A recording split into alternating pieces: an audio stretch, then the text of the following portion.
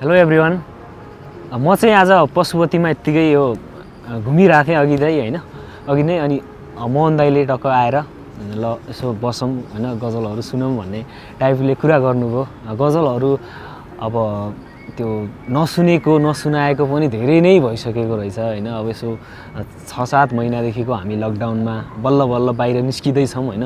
एक किसिमको यो डर त्रासबाट अलिकति भए पनि हाम्रो यो दिमागलाई अलिकति रिफ्रेसमेन्ट जस्तो पनि अहिले बल्ल बल्ल त्यो माहौलहरू बन्दैछ होइन।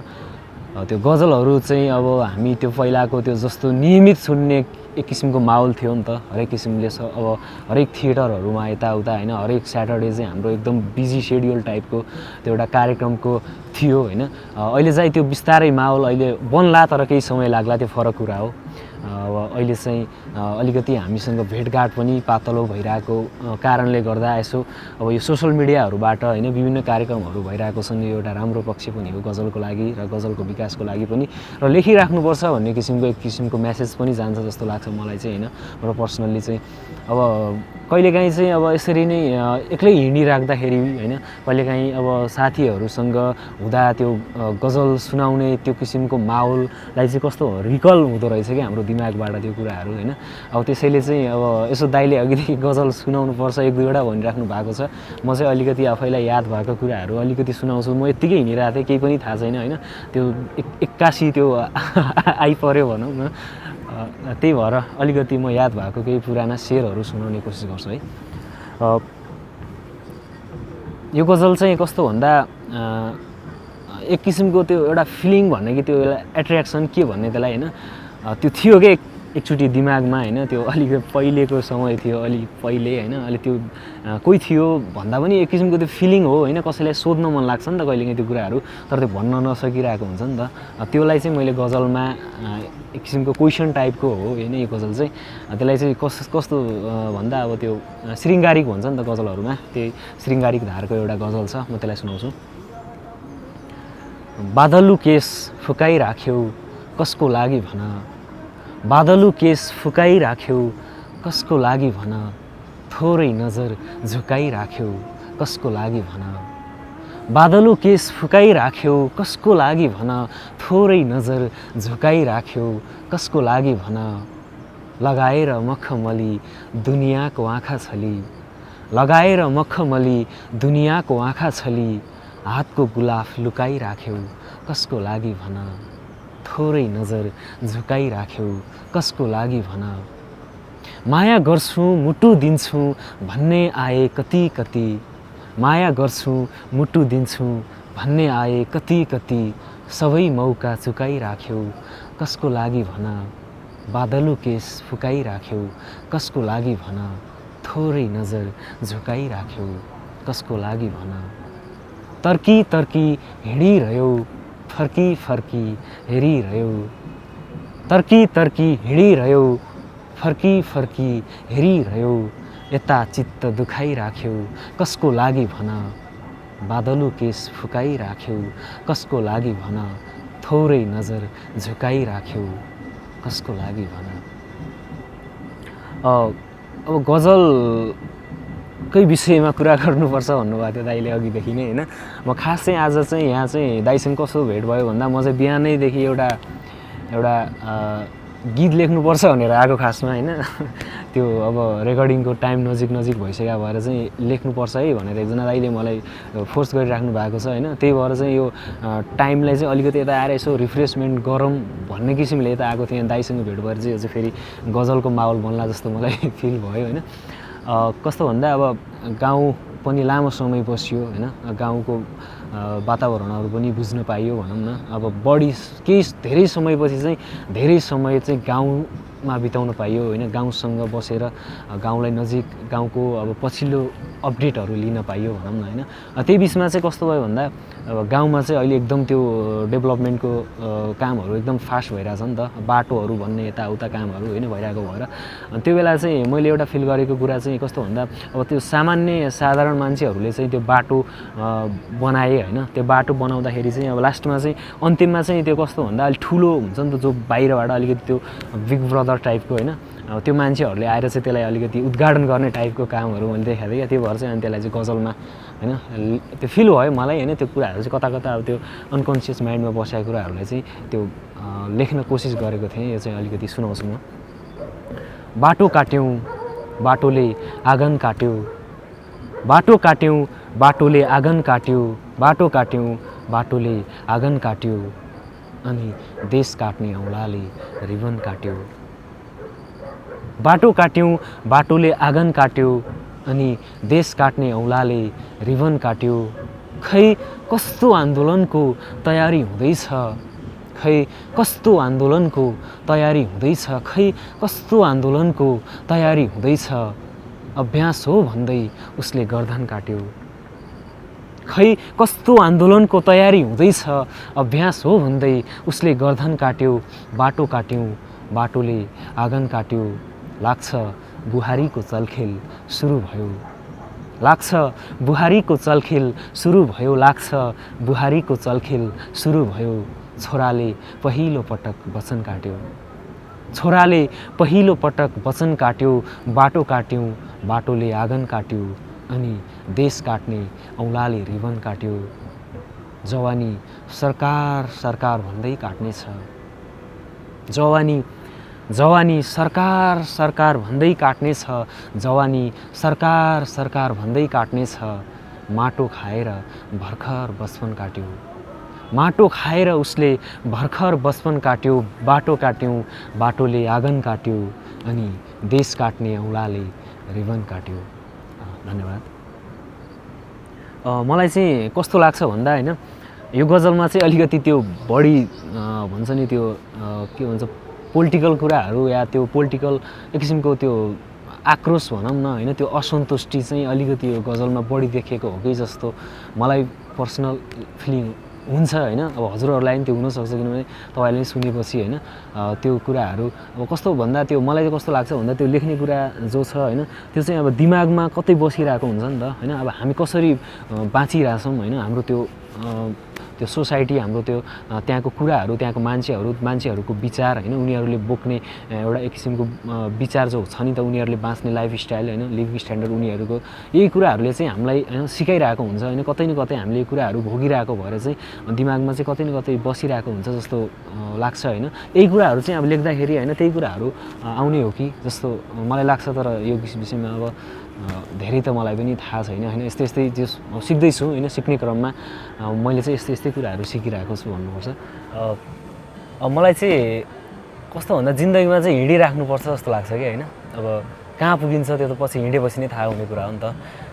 आज चाहिँ म खासमा यो पशुपतिमा हिँड्दैछु भनौँ न, अहिले स्टिल हामी हिँडिरहेको छौँ। टाइम पनि एकदम अँध्यारो हुन लागिसक्यो होइन। हामी दाइहरू छौँ, अब राज्यले क्यामेरा खिच्दै हुनुहुन्छ। अब हामी अब हिँडेपछि होइन कहाँ पुगिन्छ भन्ने कुरा चाहिँ आज पनि थियो कि हाम्रो कुनै त्यो यस्ता एउटा एक्ज्याक्ट त्यो डेस्टिनेसन त्यस्तो केही पनि थिएन नि त। हामी त हिँड्दै हिँड्दै यत्तिकै हिँडेर अहिले चाहिँ पशुपतिमा पुगिरहेको छौँ। त्यसैले पनि अब हिँड्दा हिँड्दै होइन पुगेको त्यो ठाउँहरू अनएक्सपेक्टेड हुन्छ नि त। त्यहाँ पुग्दाखेरिको त्यो हामीले कुनै पनि त्यो कुराहरूलाई चाहिँ हामीले इमेजिनेसनमा राखेकै हुँदैनौँ क्या। त्यहाँ एकैचोटि पुग्दाखेरि चाहिँ त्यो नेचुरल्ली देख्न पाउँछ नि त। यस्तो कुराहरूले चाहिँ लाइफमा बढी खुसी मिल्छ जस्तो लाग्छ होइन।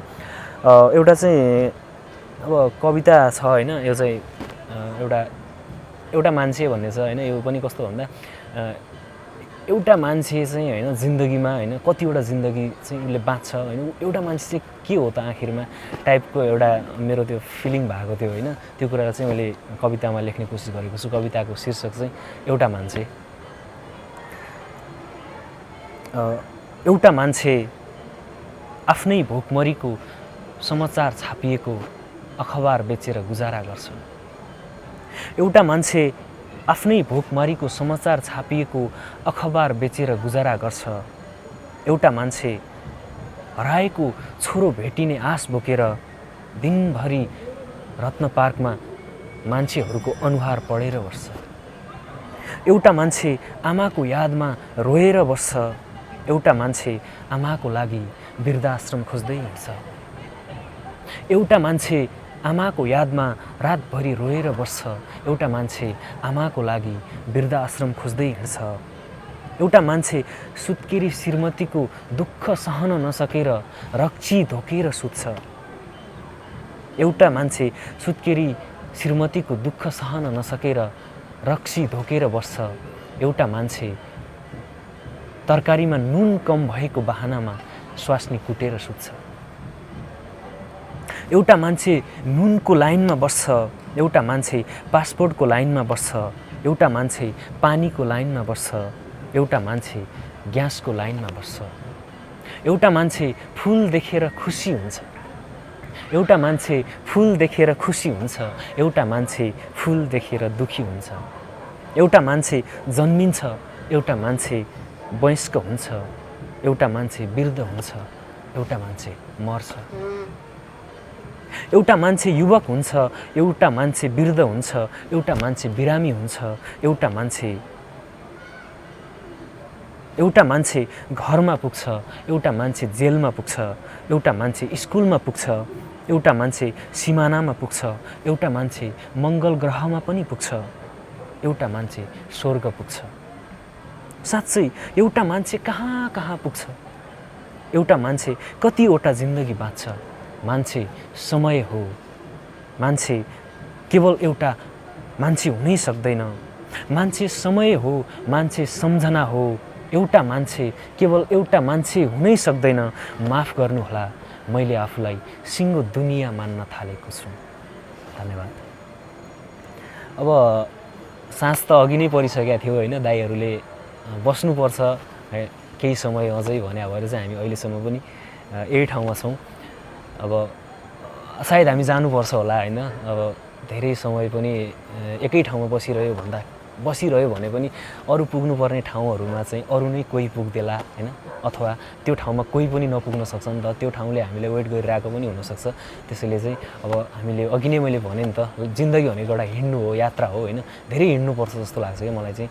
अब नयाँ नयाँ ठाउँहरूमा पुग्नुपर्छ। हामी चाहिँ अब हिँडौँ होला जस्तो लागिरहेको छ अहिले चाहिँ। अब आजको यो माहौलै कस्तो भइदियो भन्दा अघिदेखि गजल टाइपको भयो नि त। गजल सुनाउने या गजलको बारेमा अलिकति कुराहरू गर्ने नै बढी फोकस हामी भयो कि जस्तो मलाई अहिले चाहिँ फिल भइरहेको छैन। कस्तो अनौठो किसिमको मलाई आज एउटा संयोग कस्तो भन्दा, अब गजलहरू लेख्न थालेदेखि नै एक किसिमको होइन, त्यो हामी हरेक किसिमको प्रोग्रामहरूमा गएका छौँ नि त, गइयो भनौँ होइन। अझै पर्सनली म त्यो जिल्लाको प्रोग्राम होस् या बाहिरको होस्, देशभरिको लगभग पूर्व पश्चिम जस्तो एक किसिमको त्यो हामी माहौलमा हिँडिराख्दाखेरि थिएटरमा भयो होइन, अब कुनै हलहरूमा साथीहरूसँग बसेर चिया कफी गर्दै त्यो किसिमको धेरै प्रोग्रामहरूमा गइयो, गजलहरू सुनाइयो। तर आज चाहिँ एक किसिमको अनौठो माहौल भइदियो कि यो घाटमा बसेर होइन। पछाडि एकदम त्यो जलिरहेको छ मुर्दाहरू होइन। एकदम अब बिस्तारै मान्छेहरूको चाप पनि घट्दै गइरहेको छ। पशुपतिमा चाहिँ यो किसिमको चाहिँ लाइफमा चाहिँ एउटा फरक किसिमको एक्सपिरियन्स भनौँ न, यो आफैलाई चाहिँ एक किसिमले अनौठो लाग्न सक्ने खालको कुराहरू चाहिँ एक्सपिरियन्स भयो होइन। अब पशुपति मेरो जिन्दगीको एउटा सबैभन्दा मनपर्ने ठाउँ नै हो कि यो पशुपति होइन। किनभने यहाँ हरेक किसिमको कुराहरू छ कि अब जिन्दगीको अन्त्य पनि यहीँ भइरहेको छ होइन। कसैको चाहिँ लाइफको सुरुवात पनि यसरी नै भइरहेको छ क्या। किन भन्दा मान्छेहरूको एउटा मुर्दा जलाइरहेको छ कसैले होइन। अनि त्यो मुर्दा जलाउने मान्छेहरूको चाहिँ जीवन गुजारा भइरहेको छ क्या। उनीहरूको त एउटा बिजनेस हो नि त त्यो त होइन। मुर्दा जलाउनु त्यो एउटा जिन्दगीको चाहिँ इन्डिङ भइरहेको छ होइन। अर्को लाइफ चाहिँ स्टार्ट भइरहेको छ क्या। किनभने उसले चाहिँ त्यही कुराहरू लगेर उसले आफ्नो फ्यामिलीलाई पालिरहेको छ होइन। आज कति मान्छेको त मैले बुझ्दाखेरि चाहिँ त्यो पेसा नै रहेछ क्या, मान्छे जलाउने होइन, दाउराहरू बटुल्ने। त्यो चाहिँ एकदमै अनौठो होइन, संसारकै अलौकिक ठाउँ जस्तो लाग्छ मलाई पशुपति चाहिँ होइन। एकचोटि पशुपतिलाई चाहिँ चिन्न सक्यो भने चाहिँ जिन्दगीलाई नै चिन्न सकिन्छ होला जस्तो मलाई फिल हुन्छ बेला बेलामा। किनभने अब कहिलेकाहीँ एकदम एक्लो, एकदम अलोन होइन, एकदम त्यो यो सहरमा होइन हुँदाखेरि चाहिँ यो ठाउँ चाहिँ होइन आफूलाई चिन्नको लागि, नजिकबाट चिन्नको लागि र आफ्नो त्यो मनको कुराहरू सुन्नको लागि चाहिँ पशुपति चाहिँ एउटा बेस्ट प्लेस हो जस्तो लाग्छ होइन। अब मान्छेहरू आउनु भएको छ होला, नर्मली आउँछ होइन, जान्छ फोटोसोटो खिच्छ। त्योभन्दा पनि अझ यसलाई नजिकबाट चिन्न सक्यो भने चाहिँ जिन्दगीलाई चाहिँ नजिकबाट चिन्न सकिने ठाउँ चाहिँ पशुपति हो क्या। किनभने हामी पनि हेरौँ न होइन, ब्याकग्राउन्डमा अब त्यो छ होइन, त्यो किसिमको माहौलहरू छ। हामी यहाँ मान्छेहरू कति आफ्नो फरक विचारहरू बोकेर आएको छ नि त। किनभने यो इन्डिङ मात्रै होइन क्या, त्यो एउटा विचार होइन नयाँ सोच राखेर के नयाँ क्रिएट गरेर अनि त्यसलाई चाहिँ फ्लो गरिरहेको छ भने चाहिँ एउटा जिन्दगी चाहिँ हाम्रो स्टार्ट हुँदैछ नि त होइन। अब त्यही भएर यो ठाउँमा यसरी बसेर गजल सुनाउन आफ्नै लागि पनि एउटा अनौठो कुरा हो। हामीले अब थिएटरदेखि लिएर होइन सबै कुराहरूमा चाहिँ एक किसिमको त्यो एक्सपिरियन्स भइसकेपछि चाहिँ यो चाहिँ एउटा फरक खालको एक्सपिरियन्स हो जस्तो लाग्छ। यहाँनिर चाहिँ एउटा सिए बोल्न मन लाग्यो मलाई चाहिँ होइन। कहाँ कहाँ पुगेन यो जिन्दगीको कदम, कहाँ कहाँ पुगेन यो जिन्दगीको कदम, कहाँ कहाँ पुगेन यो जिन्दगीको कदम, सुन्नेबाट सुरु भएको थियो सुन्नेमै भो खतम, सुन्नेबाट सुरु भएको थियो सुन्नेमै भो खतम। त्यसैले होइन अब जिन्दगीमा चाहिँ त्यस्तो अब धेरै यताउता घमण्डहरू होइन त्यो कुराहरू चाहिँ गर्न त्यति आवश्यक छैन जस्तो कुरा चाहिँ पशुपतिले त्यो आफै फिल गराइदिन्छ क्या मान्छेहरूलाई, यहाँको माहौलले होइन। अब किनभने त्यो मरिलानु के छ र भन्ने टाइपको कुराहरू अब सबैले नै यस्तो कुराहरू बुझिराख्नु भएको हुन्छ होइन।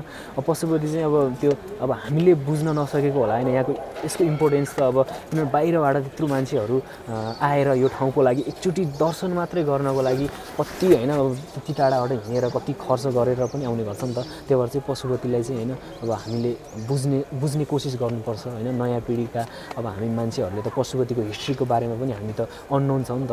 यो यसको बारेमा अलिकति मात्र थाहा छ क्या, पशुपति भनेको एउटा मन्दिर हो भन्ने मात्र छ नि त। तर यो मन्दिर मात्र होइन कि यो चाहिँ धेरै थोक हो होइन। त्यसैले चाहिँ यो ठाउँमा आज चाहिँ हाम्रो लागि चाहिँ एउटा नयाँ एक्सपिरियन्स भयो होइन।